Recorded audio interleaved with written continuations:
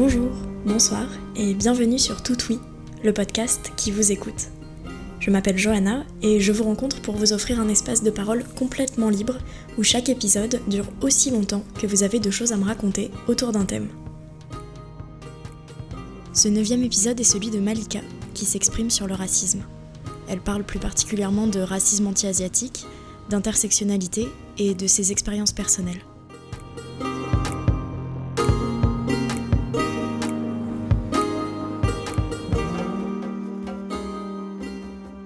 Le racisme, je le définirais comme une sorte de discrimination envers quelqu'un qui n'est pas blanc, ou en d'autres termes racisé. C'est un terme qui est assez récent et qui est souvent utilisé dans les sciences humaines et sociales et aussi dans les milieux militants et qui peut être connoté péjorativement du fait que c'est communément pas très bien vu d'utiliser le mot race. Donc de ce fait-là, ça peut un peu choquer le mot racisé, mais finalement, en fait, racisé, c'est être vu comme quelqu'un qui a une race, donc par les autres. Donc finalement, c'est pas tant péjoratif. Donc pour moi, le racisme, c'est toute discrimination ou violence verbale ou physique envers des personnes racisées. J'ai souvent vécu du racisme, contrairement à ce qu'on peut croire, puisque finalement, je ne suis pas quelqu'un de très vénère ou autre dans la vie de tous les jours, et j'ai jamais eu du racisme, quoi que si, mais frontal qui me fasse me mettre, enfin qui m'enrage, mais oui, j'en subis quasiment une fois par semaine, je dirais. Oui. On dirait pas comme ça, mais après, en fait, du coup, c'est du racisme ordinaire. Et ça peut paraître moins violent que du racisme contrôle aux faciès ou du racisme institutionnel qui est aussi grave. Mais par exemple, j'ai pas de problème pour trouver un logement, mis à part peut-être par rapport à mon revenu, mais pas par rapport à mon physique. Du coup, ça, je subis pas au quotidien. Je crois pas non plus que dans mon métier, j'ai des problèmes, même si j'ai un nom qui sonne asiatique et un prénom qui sonne maghrébin. Mais je crois pas que j'ai ce problème-là. En tout cas, dans mon milieu professionnel, j'ai jamais rencontré de problème vis-à-vis de ça. Par contre, dans la vie de tous les jours, quand je vais dans des bars ou avec des amis même, je subis Enfin, je dis des bars, mais dans la rue ou n'importe quoi, quand je croise des gens, j'ai toujours des remarques qui sont souvent sous la forme de blagues. Et je crois que c'est pour ça que je voulais en parler aujourd'hui. Parce que, en fait, je commence à en avoir marre et que ça fait un moment que je m'intéresse au mouvement décoloniaux, même si je ne suis pas militante à fond, mais je m'intéresse à ça. Et en fait, je me suis rendu compte, en m'intéressant à tout ça, que je subissais du racisme depuis que je suis toute petite, mais que je l'avais intégré, intériorisé. Moi-même, j'avais des remarques racistes envers d'autres personnes sans le savoir. Et donc, on apprend petit à petit à se déconstruire.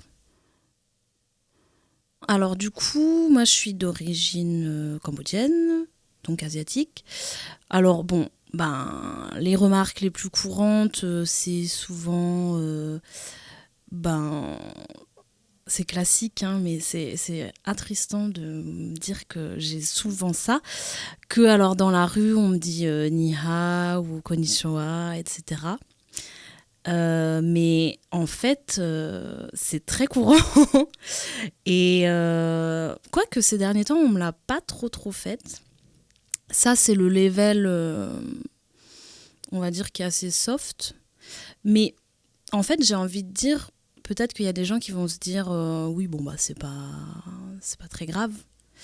Effectivement, c'est pas très grave, mais c'est juste que, je sais pas, c'est bizarre de t'adresser à quelqu'un en t'imaginant que il est en fait de lui attribuer une culture qui n'est pas la sienne, et puis ils peuvent me dire juste bonjour, quoi. Donc voilà, ce que je fais aussi, hein, je dis bonjour des fois à des inconnus. Mais souvent, en tant qu'asiatique, on est souvent assimilé aux Chinois ou aux Japonais. Donc voilà, c'est une grosse généralité. Et après, sinon, au quotidien, alors j'ai eu des trucs du style que je mangeais des nems. Ou alors sinon, l'accent chinois. Enfin, voilà. Je vais pas vous le faire parce que je saurais même pas faire un accent chinois. Mais ça, je l'ai souvent. Sinon, des blagues sur... Ouais. Alors, vu que je suis une femme, forcément, on a aussi beaucoup de choses sur le fait qu'il y a beaucoup de prostitution en Thaïlande, où on est très vite sexualisé ou exotisé. Et une fois, j'ai eu un truc vraiment dégueulasse dans un bar avec un mec qui me draguait et qui m'a dit oui, parce qu'en fait, souvent, on me demande de quelle origine je suis, avant même de me demander mon prénom ou des trucs comme ça. C'est un peu comme quand on te demande tu fais quoi dans la vie ? Et moi, c'est peut-être les premières questions qu'on me demande. Donc, ça me dérange pas tant, mais des fois, tu vois, j'aime bien m'en amuser. Et il y a des jours où j'ai pas envie de le dire. Donc là, je lui ai dit, je suis péruvienne. Et en fait, le mec me dit, ah, mais tu peux pas être péruvienne ? Je lui dis, si, pourquoi pas ? Parce qu'en plus, il y a des gens qui me prennent pour une latino des fois. Et je lui dis, si, je suis péruvienne. Et là, il me dit, si t'étais péruvienne... Non, mais tu n'es pas péruvienne parce qu'en fait, tu es asiatique et en fait, mon sexe le remarque. J'étais là. Ah ! En fait, je suis restée sidérée comme ça. Je me dis, et après, ça m'a tellement dégoûtée et je lui ai dit, mais t'es vraiment un gros dégueulasse. Et du coup, après, je suis partie, quoi. Mais bon, ça, c'est des trucs... Bon, ça, c'est arrivé il y a longtemps, hein, mais bon. Il n'y a pas... Peut-être l'été dernier aussi, il y avait un mec qui disait... Enfin, tu vois, ils te parlent et ils disent « J'adore les Asiatiques. » Tant mieux pour toi. Enfin, voilà, c'est hyper... comme si t'étais que une meuf à choper et que t'étais ouverte à tout parce que t'es asiatique et que tu te balades dans la rue la nuit. Donc voilà. Des choses comme ça, j'en ai tout le temps. Et sinon, depuis que je suis avec ma copine, en fait aussi, elle me fait remarquer, enfin c'est elle qui m'a fait remarquer que genre, on m'interpellait tout le temps. Et je me suis dit, mais oui, c'est vrai qu'en fait, je me rendais pas compte, mais c'est un peu mon quotidien, quoi. Donc voilà. Et puis sinon, ouais, après c'est entre potes.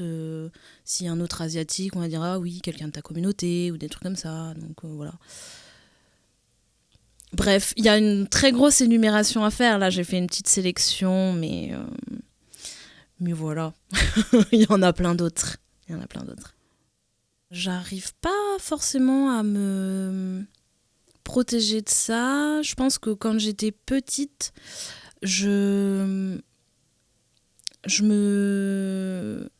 En fait, le tout premier souvenir que j'ai de racisme ordinaire de quand j'étais petite, c'est en fait à mon école primaire, il y avait un autre Cambodgien. Et du coup, c'était un copain, mais vraiment juste un copain. Et tout le monde disait qu'on était amoureux.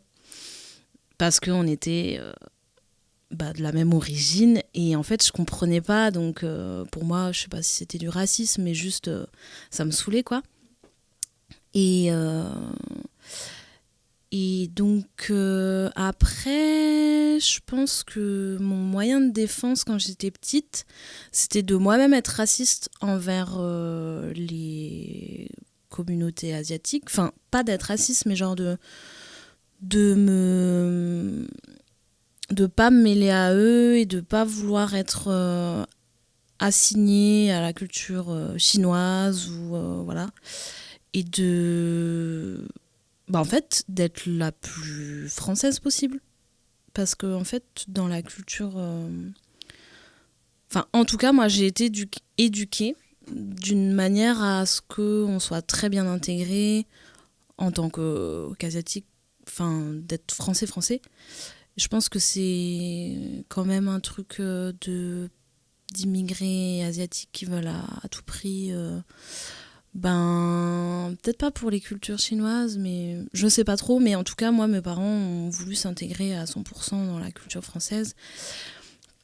Et donc, j'estimais que c'était bien d'avoir l'air le moins cambodgienne possible.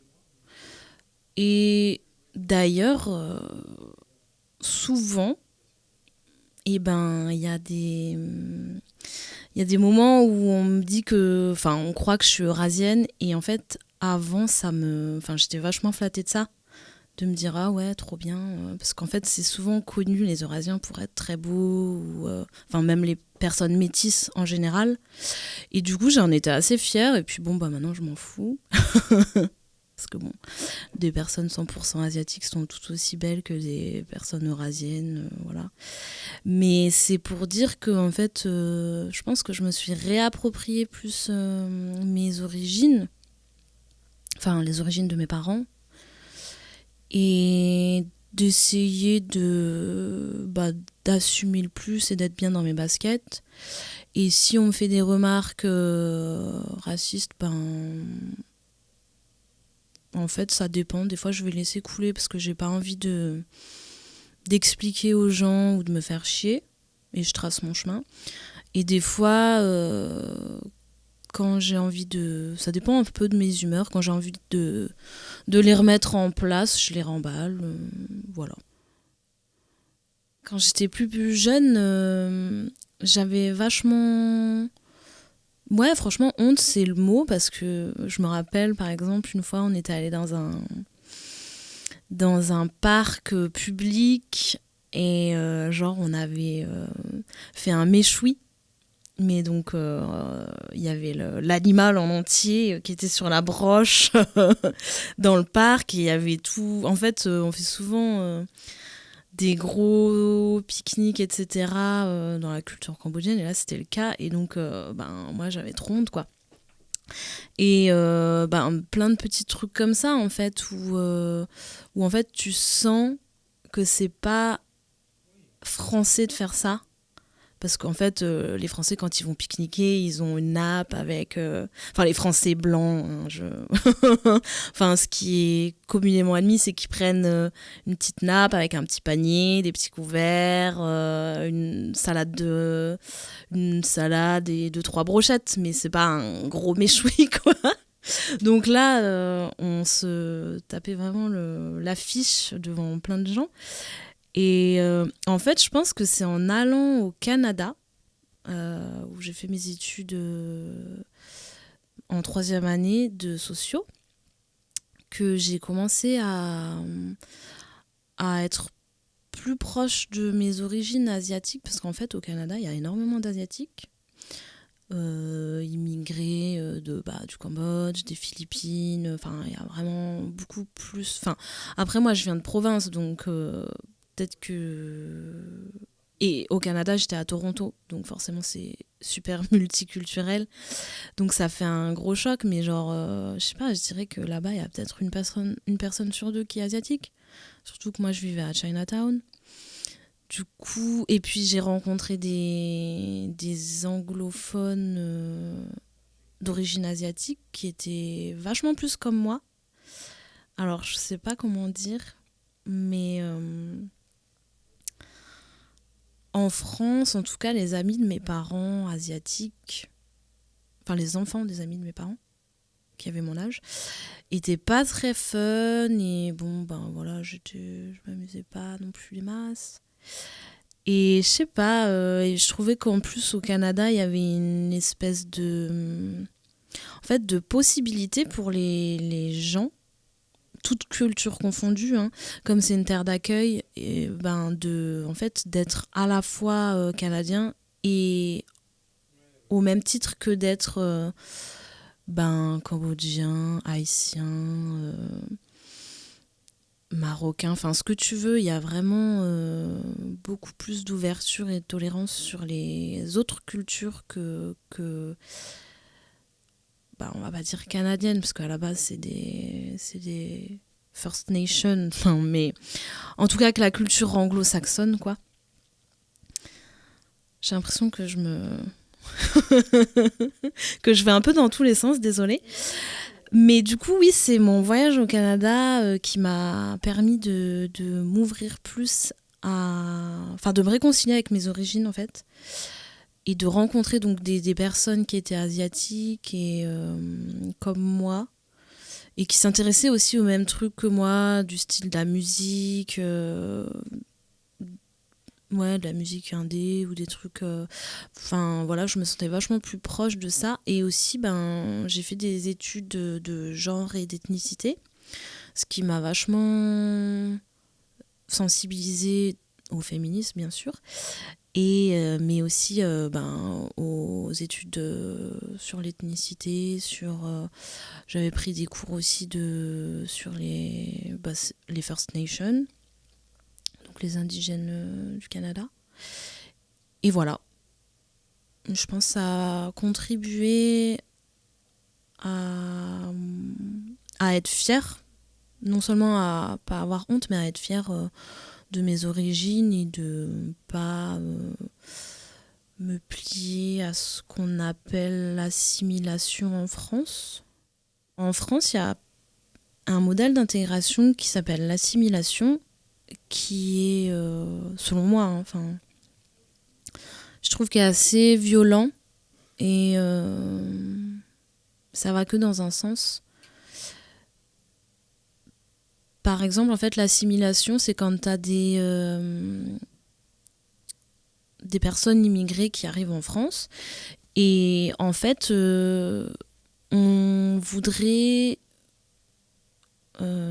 les intégrer comme s'ils étaient comme les autres, selon le principe de l'égalité en France, de la République, et genre à l'école tout le monde est pareil, la laïcité, etc. D'ailleurs la laïcité, il y a plein de choses à dire là-dessus, mais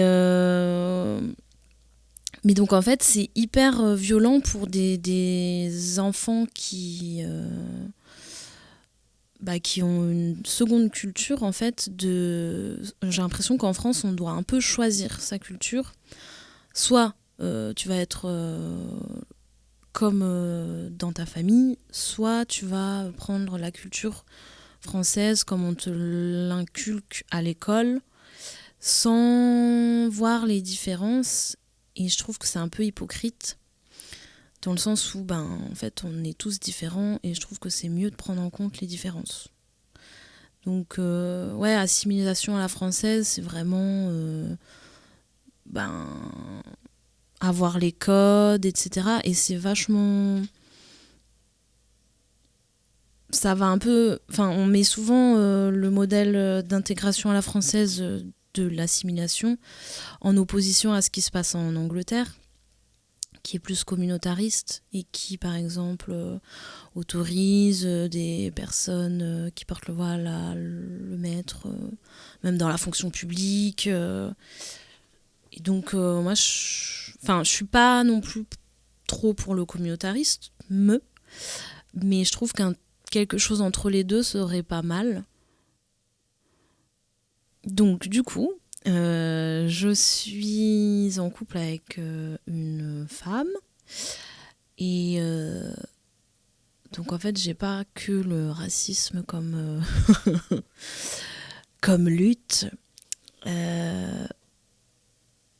Je subis aussi beaucoup moins de la biphobie ou de l'homophobie ou du sexisme. Et je trouvais ça important de souligner ça, dans le sens où le racisme va pas être pareil pour une femme asiatique que pour un homme asiatique, que pour une personne trans asiatique. Je dis asiatique là parce que c'est le sujet que je connais. Et aussi parce que finalement, on parle souvent de la France black, blanc, beurre, et on oublie souvent les Asiatiques. Ce qui m'énerve. Mais je pense qu'on oublie aussi souvent plein d'autres personnes. Les Indiens aussi, même si ça fait partie de l'Asie, c'est quand même une culture bien distincte de l'Asie, je dirais en général, et qu'on oublie d'intégrer souvent avec le reste de l'Asie.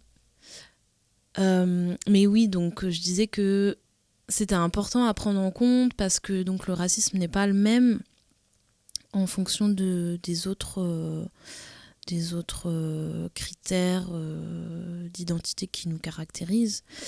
Et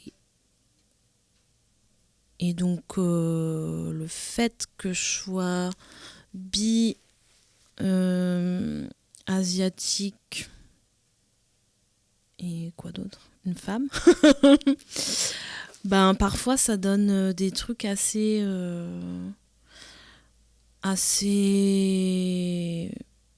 inattendus. Parce qu'on se dit, mais en fait c'est vrai, c'est ça que je renvoie aux yeux des autres, et on s'en rend pas forcément compte en fait, et ce qui peut être encore plus violent parfois. Je pense par exemple que je préfère être une femme asiatique aujourd'hui qu'un homme asiatique, voilà. Parce que par rapport aux critères de masculinité, je pense et de virilité, les hommes asiatiques, ils en chient vachement plus que les femmes. Alors nous, on a tous les trucs sur l'hypersexualisation, mais eux, ils sont carrément émasculés, je dirais. Je pense par rapport à cette légende qu'ils ont une plus petite taille de sexe que les autres hommes, qui sont moins poilus, qui sont de plus petite taille. Et je pense que c'est hyper difficile pour un homme asiatique. Aussi de trouver des conjointes, s'ils sont hétéros. Et ouais, des fois on me dit, mais toi, de toute manière, tu subis pas l'homophobie, ou etc. Parce qu'en fait, je suis entourée de personnes qui sont plutôt comme moi, assez tolérantes, et voilà.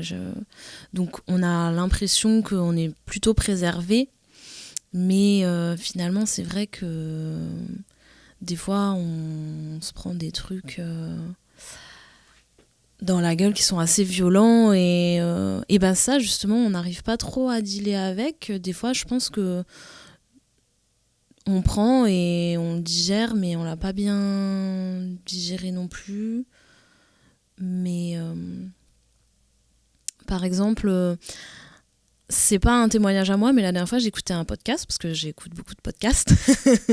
Il me semble que c'est dans un podcast à soi de Arte Radio, et c'était par rapport à un couple de lesbiennes dont une, en fait, qui voulait faire une PMA, et à l'époque, là où je parle maintenant, c'est toujours pas autorisé, ça va être en voie, mais à l'époque, en fait, elles avaient un projet de maternité, et en fait, il y en avait une qui était asiatique, et elle s'est pris une remarque mais horrible du gynécologue. En fait, elle avait fait croire qu'elle était en couple hétéro, parce que c'était le seul moyen de pouvoir avoir un enfant. Et elle n'était pas avec sa conjointe lors du rendez-vous. Et le gynécologue lui dit le compagnon, il va devoir envoyer la purée. Et pas avec des baguettes. Et genre des trucs comme ça, mais trop trash. Et donc je me dis, mais en fait, c'est pas du truc frontal, mais en fait, c'est juste, des fois, tu te dis, bah, je suis vraiment pas comme les autres, quoi. Ouais, et quand j'ai écouté ça, j'étais choquée. Et je me dis, moi aussi, enfin là, je trouve pas d'exemple en tête, mais j'en ai souvent des trucs comme ça. Et en fait, soit c'est juste de l'homophobie, soit c'est juste du racisme, mais des fois, t'as la totale et tu fais, waouh, putain. Puis surtout qu'en plus, moi, j'ai quand même des fois, je pense à faire des enfants et tout, et du coup, je me dis, c'est trop flippant. J'ai pas très envie de me lancer dans ces démarches-là, parce que, en fait, ne serait-ce que de trouver des gens safe, des fois, on croit qu'on va s'adresser à des gens qui sont comme nous, parce qu'il y a un bon feeling, etc. Et des fois, on se prend des trucs en pleine face. Genre, il y a pas longtemps, je parlais à un mec qui est de même origine que moi, et avec qui on a des réflexions en commun sur l'identité, etc., pluriel, mais plus d'un niveau, d'un point de vue racisé. Et en fait, je me suis rendu compte après de longues heures de conversation que le mec était allé à la manif pour tous. Et donc j'étais là, mais trop les boules, quoi. Du coup, ça m'a vraiment refroidi. Mais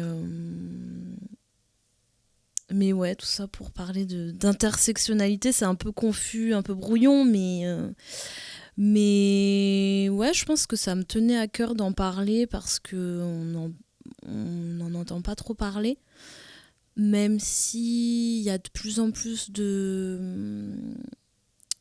choses qui sont dites, là par exemple sur un racisme anti-asiatique, dernièrement, avec notamment ce qu'elle fait, Grassley et Rokhaya Diallo. Elles ont fait un podcast sur Binge Audio qui s'appelle Kiffe ta race et qui est vraiment très bien, qui parle donc du racisme institutionnel et du racisme ordinaire. Et il y a des choses comme ça qui commencent à être faites. Il y a des collectifs aussi qui se montent, donc mais malheureusement ils sont encore très mal vus par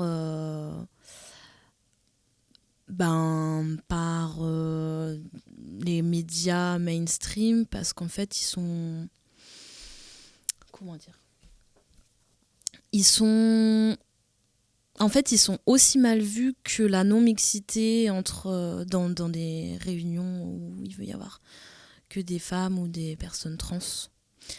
Je pense que les gens comprennent pas trop le concept de non-mixité non plus. Et du coup, c'est bien triste, mais en fait, il n'y aurait pas de non-mixité s'il n'y avait pas d'inégalité sociale. C'est vrai que les personnes qui acceptent pas la non-mixité ont un gros problème, je pense, d'ego, parce qu'ils se sentent exclus, alors qu'en fait, c'est pas fait pour exclure, c'est fait, comme tu l'as dit, pour libérer la parole, pour aussi pas avoir à se soucier de si on va te discriminer ou autre. C'est vraiment un moyen de... Enfin, la non-mixité, oui, c'est un moyen d'être ensemble et de pas avoir... C'est une espèce de soupape, quoi, pour certains et certaines. Et donc, c'est vrai que les gens qui comprennent pas non plus, en fait... j'ai l'impression que les gens qui comprennent pas, non seulement ils ont un gros ego, mais aussi... ils croient que s'ils sont pas dans ce groupe-là, soit c'est des gros racistes, soit ça va être des machos, enfin des gros sexistes pour les groupes de non-mixité entre femmes. Alors qu'en fait, c'est pas le cas. De même façon que, en fait, quand on dit à quelqu'un, c'est raciste ce que tu dis, ils vont tout de suite s'offusquer comme si c'était eux les victimes et qu'ils étaient offensés. Alors que juste, ils peuvent dire, bah oui, désolé, si ça t'a vexé ou si ça t'a blessé, j'ai fait une erreur, soit par ignorance, soit voilà. Mais en fait, ça arrive à tout le monde de faire des erreurs. Et il y a beaucoup de gens qui n'arrivent pas à avouer ça et qui tout de suite se disent, ah mais je ne suis pas raciste. D'ailleurs, j'ai un oncle qui est noir. Et en plus, ça, c'est tellement vrai. Enfin, c'est tout le temps l'excuse où j'ai un oncle qui est pied noir. Ouais, super. Donc voilà, c'est en fait, on peut dire des choses racistes. C'est pas parce que en fait, on est. Enfin, l'erreur est humaine. Moi-même, je dis des trucs racistes, sexistes au quotidien et ça n'empêche pas de s'améliorer ou de s'excuser quand on en fait, voilà quoi. Donc je pense que c'était aussi pour ça que je voulais en parler. Enfin, je veux dire, c'est pas une fatalité et c'est aussi pour ça que je continue de sortir. J'ai pas la haine contre tout le monde. Mais aussi, c'est parce que j'ai la chance, entre guillemets. Je pense que par exemple, l'islamophobie, c'est vraiment hardcore, c'est encore pire.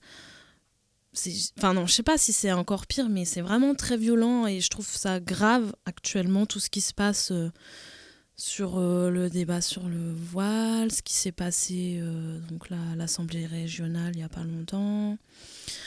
Récemment aussi, ça je voulais en parler, que je trouve très grave, c'est à Grenoble. Il y a eu au sein d'une boîte de nuit, que je ne citerai pas, mais en tout cas elle est LGBT+, où il y a eu une soirée jungle. Et en fait, il se trouve qu'à cette soirée, donc si tu étais déguisé, tu pouvais avoir une boisson gratuite ou j'en sais rien, je sais pas, à l'entrée. Mais en tout cas, c'était fortement recommandé d'être déguisé. Et il y a eu du blackface. Donc, c'est-à-dire qu'il y a des personnes qui se sont colorées de noir le visage. Et je trouve ça très triste qu'au sein de la communauté LGBT+, qui est censée être inclusive, il y ait des choses comme ça et qu'on soit pas conscient de ça. Et au sein même des luttes féministes, je trouve ça aussi dommage que certaines personnes n'incluent pas la cause des minorités, que ce soit les personnes handicapées ou d'autres, et du coup, ou des personnes racisées. Et d'ailleurs, il y a en parallèle de nous toutes, il y a eu nous aussi. Pour les personnes, les femmes en fait, qui sont les plus vulnérables, du style travailleuses du sexe, personnes, femmes issues de l'immigration, personnes handicapées, etc. Et je trouve ça très bien qu'il y ait des choses qui se fassent en parallèle et en complémentaire, même si j'aimerais que ce soit plus inclusif. Et donc pour revenir à ce truc de la boîte de nuit, je trouve ça grave que la communauté LGBT, après je veux pas généraliser tous les gens de la communauté LGBT, mais en tout cas pour cette boîte je trouve ça vraiment triste qu'elle ait pas fait quelque chose. Soi-disant ils se sont excusés, mais en fait pas du tout. Ils ont juste dit que c'était pas grave, qu'on pouvait pas rigoler. Ce qui est d'autant plus violent, en fait, je trouve. Donc, en plus, on peut pas dire qu'on n'est pas informé parce qu'il y a eu quand même Griezmann, quand il a... Enfin, toute cette affaire-là qui est sortie, ça a fait un gros buzz. On peut pas passer à côté. Et puis, il y a aussi plein de carnavals où ils continuent de se grimer... comme ça, et ça fait polémique, donc Au lieu de dire qu'on n'est pas drôle et qu'on n'a pas de sens de l'humour, plutôt remettez-vous en question quoi, et dites-vous est-ce que ça blesse quelqu'un, et si ça blesse, en fait arrêtez. Ou arrêtons, hein, je peux m'inclure dedans, même si je me suis jamais peint en noir pour me déguiser. De toute manière, j'aime pas les soirées déguisées.